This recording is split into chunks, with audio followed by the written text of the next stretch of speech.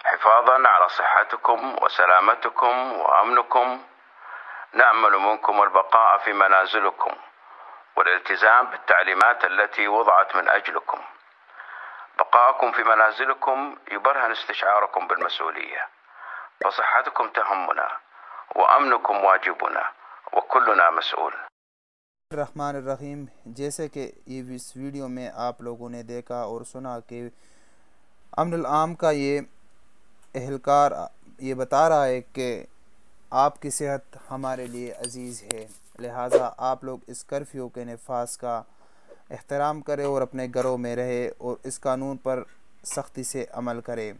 جیسے کہ آپ سب لوگوں کو معلوم ہے کہ آج شام 7 بجے سے کرفیو کا نفاذ ہو چکا ہے سعودی عرب میں۔ 21 دن کے لیے شام 7 بجے سے لے کر صبح 6 بجے تک اس کرفیو کا نفاذ ہوگا، جس میں سے کسی بھی بندے کو بلا عذر بلا ضروری کام گھر سے باہر نکلنا پر سخت جرمانہ ہوگا۔ سعودی پریس ایجنسی کے مطابق اگر کسی نے بھی اس قانون کی خلاف ورزی کی تو اس کو 10,000 ریال کا جرمانہ کیا جائے گا۔ اگر اسی شخص نے دوبارہ اس قانون کی خلاف ورزی کی تو یہ جرمانہ ڈبل کیا جائے گا، یعنی اگر دوسری بار کسی نے خلاف ورزی کی تو اس کو 20,000 ریال جرمانہ ادا کرنا پڑے گا۔ اس فرمان میں بتایا گیا ہے کہ اگر آپ کو کوئی ضروری کام ہو تو اس پر آپ نکل سکتے ہو۔ ضروری کام کس طرح ہے یہ آپ کو میں اسی ویڈیو میں تفصیل سے بتاؤں گا۔ جو کاروبار اس کرفیو سے مستثنیٰ ہے اس کی تفصیل کچھ اس طرح ہے: بقالہ، خبز کی دکان یعنی روٹی کی دکان، سپر مارکیٹ، سبزی کی دکان، پولٹری کی دکان یعنی مرغے بیچنے والوں کی دکان، یا گوشت کی دکان، یا جہاں پر کھانے پینے کی اشیاء ملتی ہیں۔ وہ ہوٹل اور شقہ مفروشہ یعنی جو فرنش ہوٹل ہوتے ہیں وہ بھی اس سے مستثنیٰ ہیں۔ جو انٹرنیٹ کی سہولت دینے والی کمپنیز ہے وہ بھی اس سے مستثنیٰ ہیں۔ نجم یا انشورنس والے جتنی بھی کمپنیاں ہیں، صیدلیہ، فارمیسی، کلینک، ہاسپٹلز یا اس میں کام کرنے والے حضرات وہ بھی اس سے مستثنیٰ ہے، ان کے لیے بھی اجازت ہے۔